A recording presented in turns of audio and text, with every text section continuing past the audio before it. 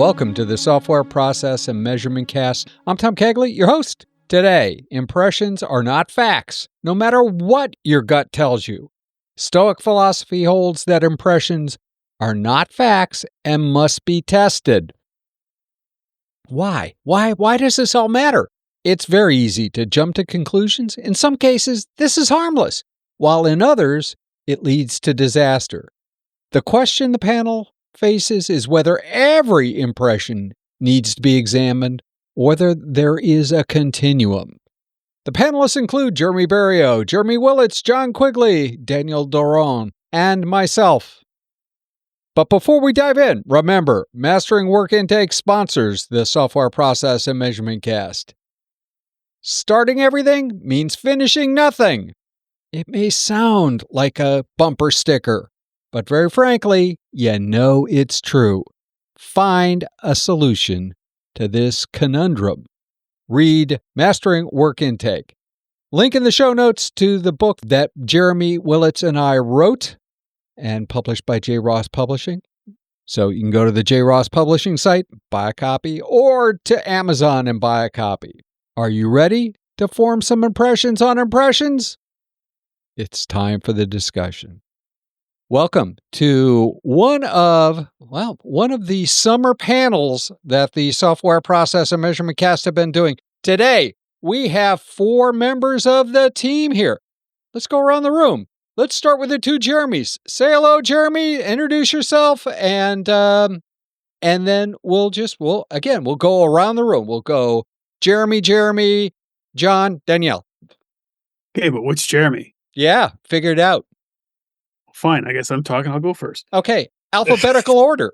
You started it, Jeremy. I know, that happens. It's not the first time, won't be the last. Jeremy Berrio, just out here in Toronto, Ontario, Canada. Been on the podcast, SPaMCAST for what, 13 years. No, 12 years. I don't know, I forget. Started off as a QA corner, and then it morphed into something else, and now we're all a big fun group with all of us. We'll fix that. Yeah. All right. Jeremy Willets here in sunny, unseasonably cool Cleveland, Ohio. Met Tom back in 2018 working at a company, and we stayed in touch. We wrote a book together. He's asked me to be on these podcast panels, which I've really, really enjoyed. Mr. Quigley. John Quigley. I can't count how long. I don't think it's 13 years, but it's been a while we've been chatting together. I never met you in person. That's a little bit of sad. One of these days we'll have to fix that. But it actually might happen sooner than you think. Well, that'd be really cool. It might actually happen this year. We'll see. That would be awesome. I'll buy the first round of what we drink down here is White Lightning. I'll take care of the first hit of White Lightning. Yow. Brace yourselves. All right. Danielle. Hi. So, hi, Thomas. I think it's my 3rd time on your show. And as opposed to Jeremy from Toronto, I'm from Montreal, and I'm a non-practicing Canadian. Wrote 2 books on agility, and I'm writing my 3rd one as we speak. I'm glad to be on board for today's show. It's funny. This is one of those panels where every one of us. Is that true? So even Freddie, I don't think. Freddie comes on every once in a while. Maybe he'll show up today. Freddie has not written a book yet. So this is a very, very heavily authored community that we're in. And that probably, if you counted up the number of people that you could, grab in a city, big city, any city, you probably wouldn't get 5 people on a phone call that all had, at least one, maybe 35 books. That's Mr. John. Gentlemen, today, as you know, I've been reading a lot of philosophy lately, especially heavily into the Stoic philosophy. One of the great lines of Epictetus, a philosopher of the Stoic brand, is that you have to put every thought to the test. How does that relate to the world we live in, whether it's software, accounting, agility, non-agility. Do we have to put every thought to the test, or do we just sort of have to accept stuff without thinking? Well, it would depend on the magnitude of what you're being exposed to and the frequency as well. So if it's something that happens at random and you're in good shape, you're not hungry, you're not tired, then you can manage. But if there are continuous signals, harassing type of signals, then it's really hard to detach yourself from those situations. I'd say it depends on what you're going to do with that information.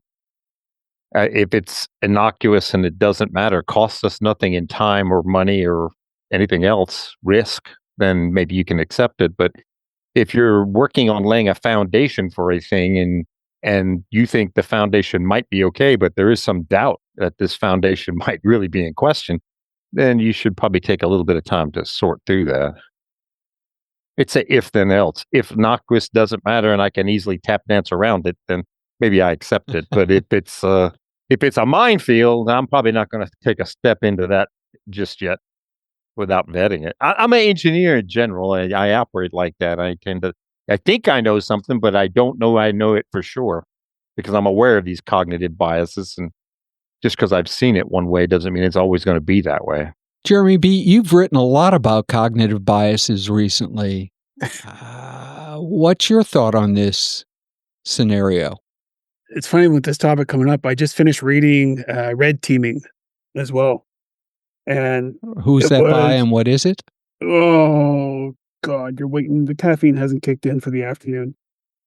When I stop talking, I'll find out someone else can talk, and then I'll tell you who the author was.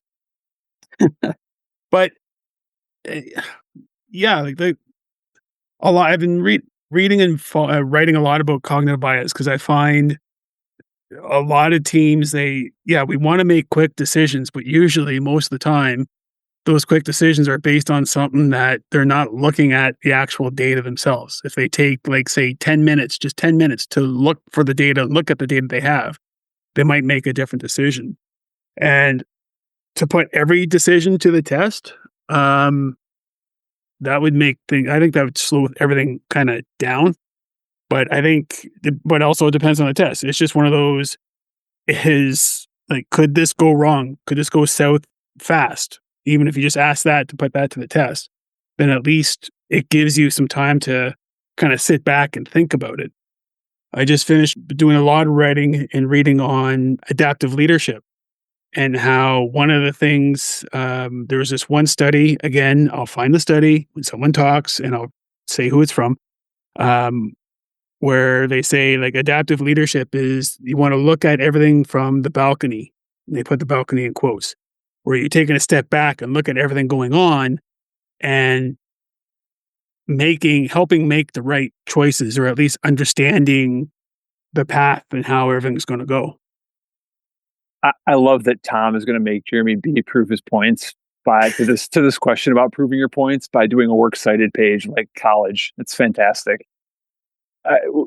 When you asked this question, Tom, I couldn't help but think of the last panel I was on, where we talked about the Scrum Guide a little bit and the pigs and chickens and like some previous iteration of the Scrum Guide. And where I'm coming at this from is, I think one word that's always been in the Scrum Guide is empiricism. And that word has been there since I think I first read it. I don't know if it's been there since the first iteration, but that has always made me think, my goodness, we need to do something to prove about the decisions we're making, to prove our points, to understand where we are, and to figure out what to do next. So, Mr. Quigley, you just threw a picture into the chat. You want to explain that a little bit? Well, we're talking about biases here, and you see that picture in the chat. I'll throw that, by the way, into the show notes. So just a quick description so that the listeners, since this is an audio podcast, can have, it's like the picture in chat. Well, what the heck? You're not sharing a chat. Well, it'll be in the show notes. This is essentially I just probably last year finished a book with Glenn Alleman on risk management. And in that book, we take and divide it up. There's a chunk in there on processes because, there's a certain set of maybe things you would do in For example, identifying the things that can go wrong, and then trying to measure them and things like that. So those would be in a category of process. But we're sitting here talking about like cognitive biases, and decisions are made with or without those.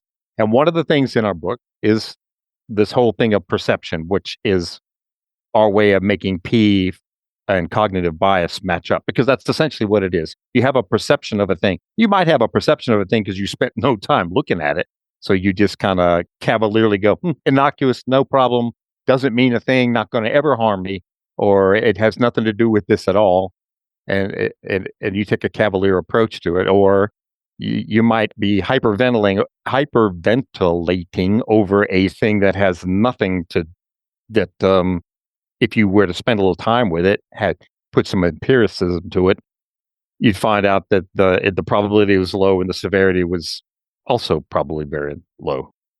But anyway, this is like the five P's of risk management. And we're simply talking about cognitive biases, and bad decisions are a risk, and decisions under duress, that's a principle that falls under principles. If you're trying to make a good decision while you're under duress, you're already in a little bit of trouble. For example. And one thing that I would add on perceptions is that our perceptions are always wrong.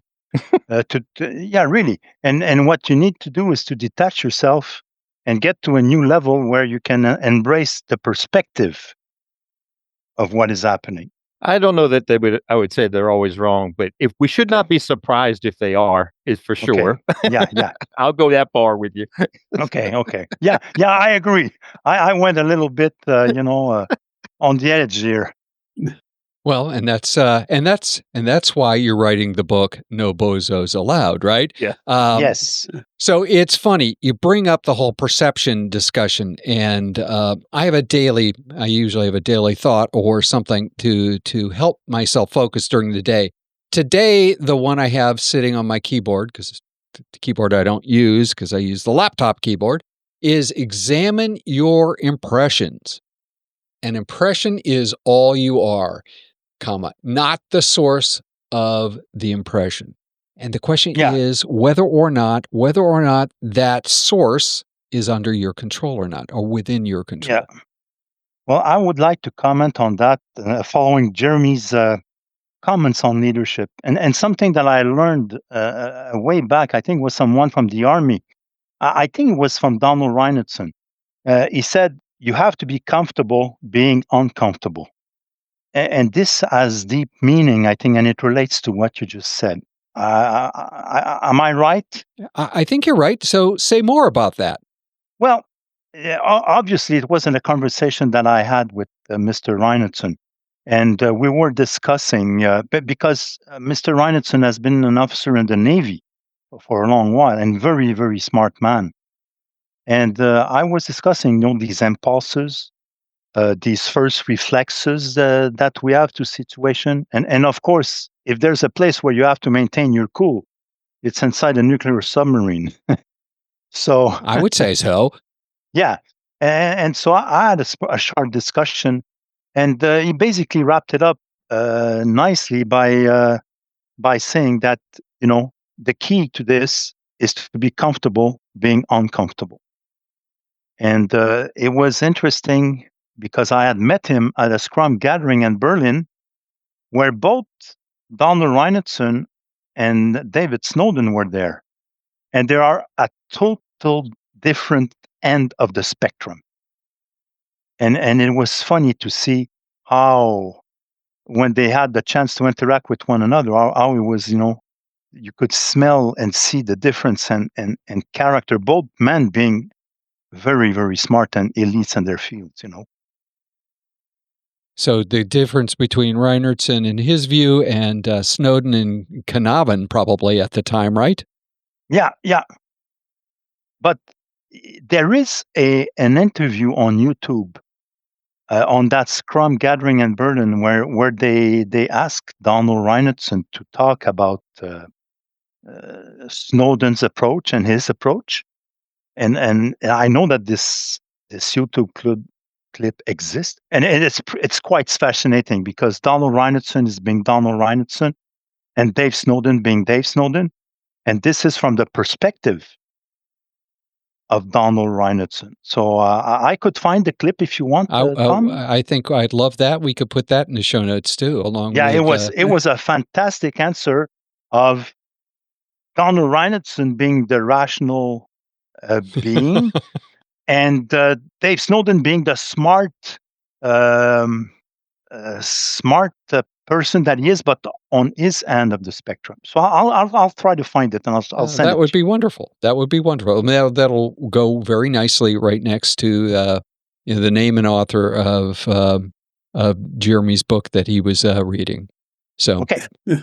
Well, we will have a further reading, and sources for this podcast. So again, let's go back to the original premise. When do we decide? So I've heard that we're all a big bag of cognitive biases, and if you haven't said that today, then you've said that in the past. I think every one of us have had that conversation before. So we have all the cognitive biases, but there are things that we've decided are probably too trivial to worry about. So, and Mr. Barrio pointed out that if we challenged every idea, every thought, that things would take too long. The question is, when and how do we make the decision to test an idea before we move forward? Somebody's got... Go, John. I was going to say, somebody's got to be skeptical about the idea, which means there better be some space on our team for somebody to be skeptical. What? We want people to actually disagree with us and actually... we fall into the whole group thing, but that's what we want, right? Bias. We all want to be zombies. Now, we all think we want laminar flow, and most of the time, once we get it down, maybe we do wish we had laminar flow, but there is a time and a place for turbulence. And if you're trying to cool something, laminar flow is not helpful. If you're trying to dredge up ideas, laminar flow is not going to be good. You need some turbulence to get that sediment, get them ideas percolating. And that is contrary to groupthink. So you've just used a term, and I want to call you on it, that is probably very engineering. I have it mentally in my mind what that is. Laminar flow?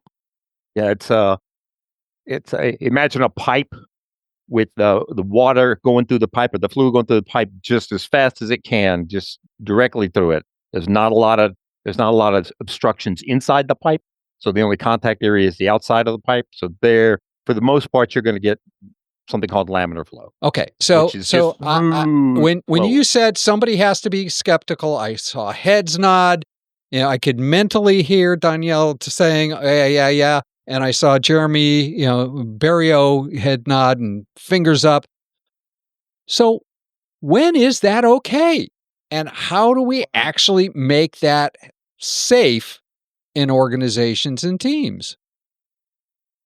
I mean, it's what John said. It's using data to prove a point and advocate for something. I think that is, whether you see friction at the team level or the program level or the executive level, I think there's a way to bring data to a conversation to prove a point in a tactful way. And go look for that data. For example, somebody blurts an idea, but all we have are some things that suggest that idea may be wrong, right? I think you're wrong. You're being a naysayer, but the fact is there might be something over there. We need to go look at this. And another way to think about this is maybe what's the risk of letting the conversation go without data? Maybe that's another way to come at it. If you're having a conversation about what to eat for lunch, to the point you just made, you're not going to ask for some data to prove that Chinese really is superior to Italian when it comes to lunch because you don't want to have a nap afterwards. So I think there's probably some degree of understanding of risk in a specific decision. I mean, if you're making significant product-based decisions without data or without proving certain points, you're potentially risking your business. Yeah.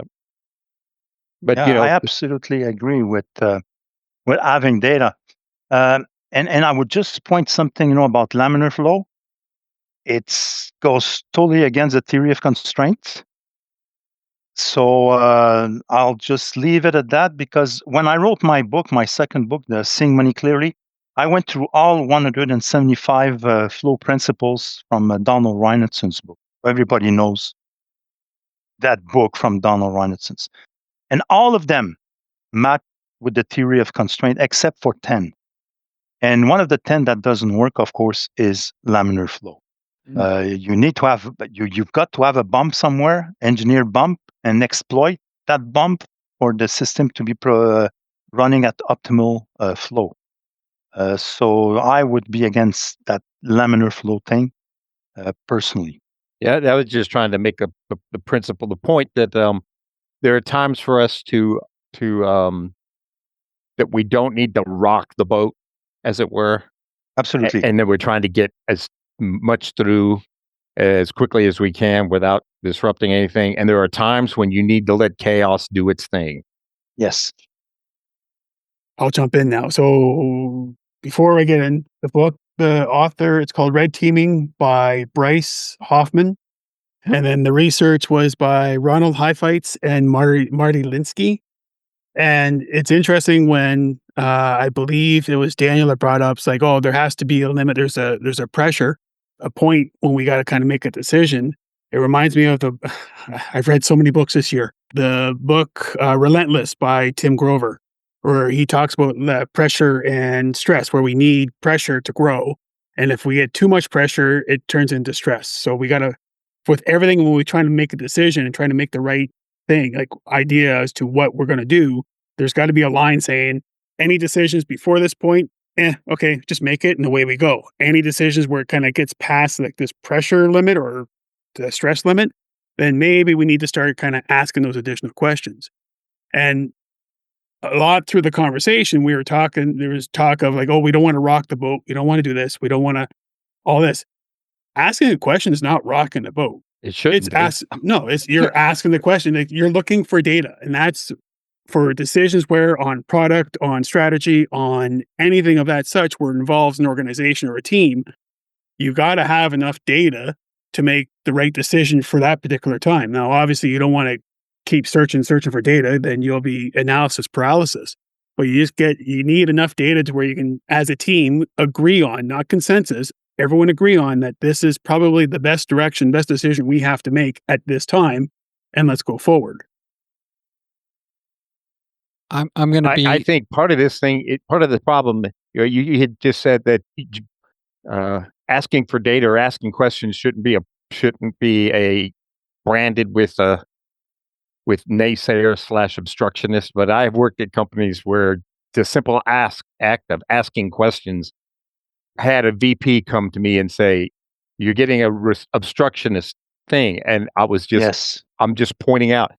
So we ought to know the answer to these questions before we start making this. Turns out he had that conversation with me, branding me an obstructionist, but they did at least followed through and asked the questions, and they found out that the answer to those questions meant we should not be making this decision, which is what my gut kind of told me anyway. I said, without this information, I don't think we should just jump on it.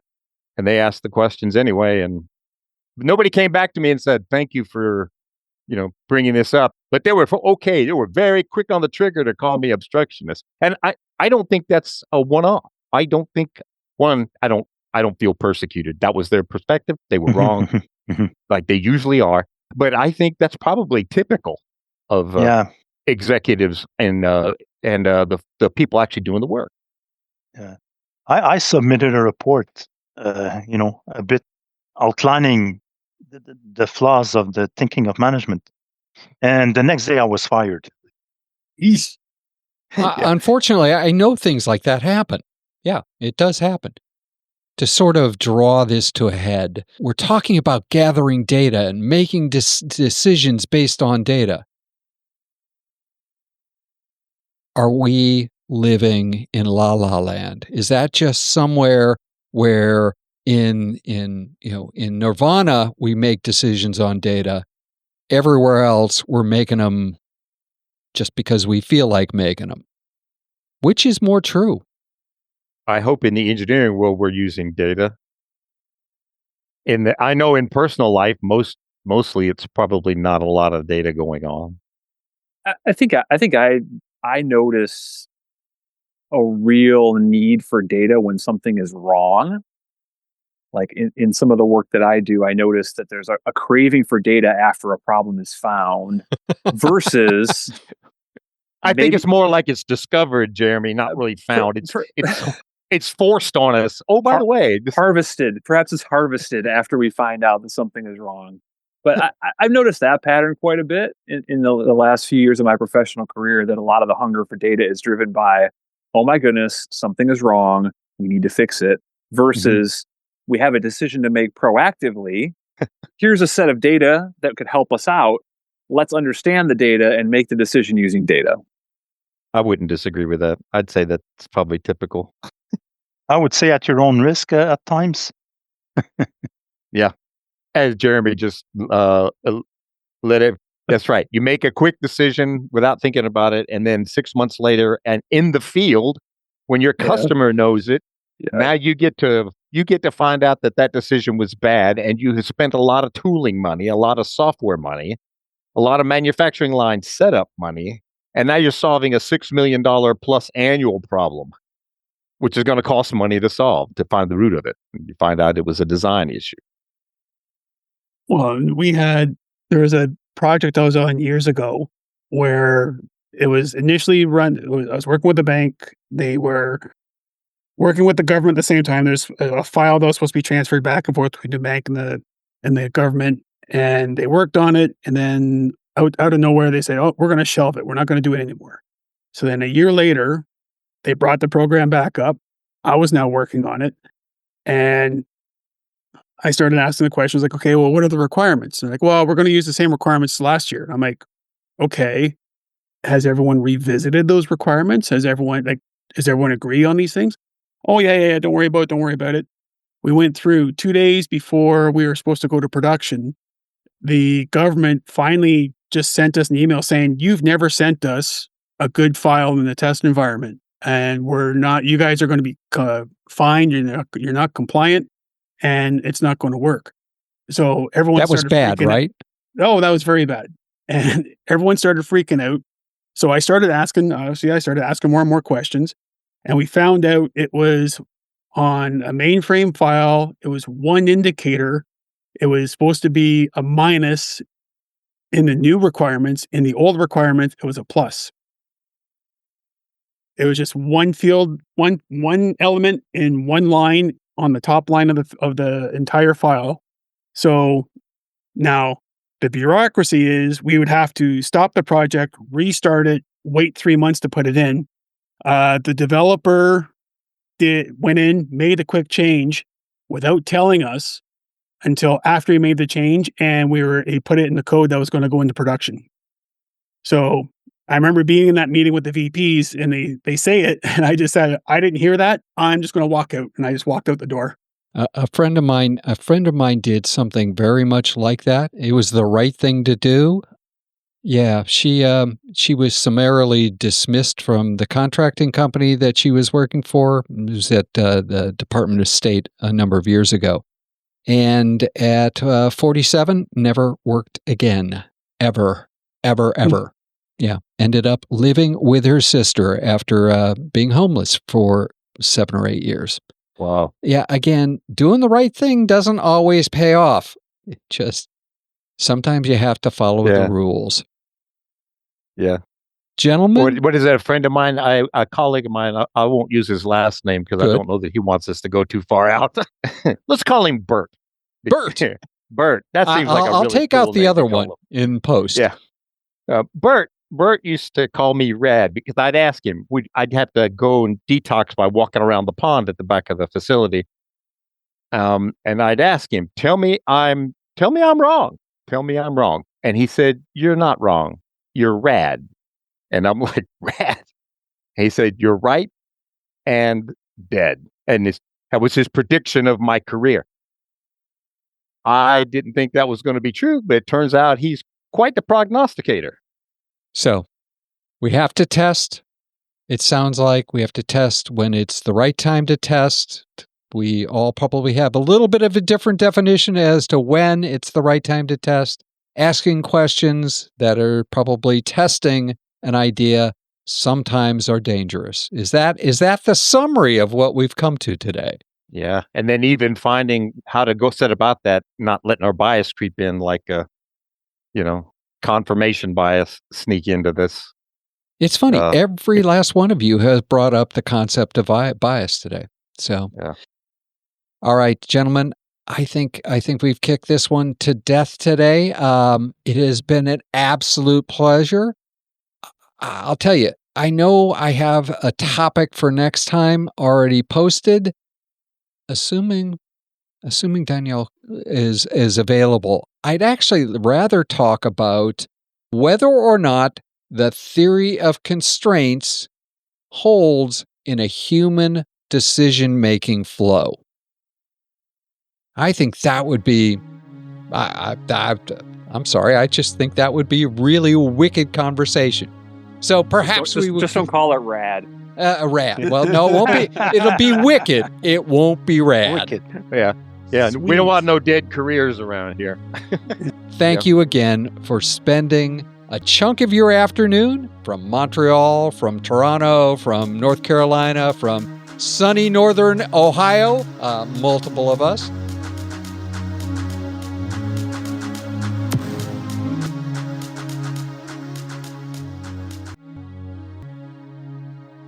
Constraints and friction are our friends. Say what?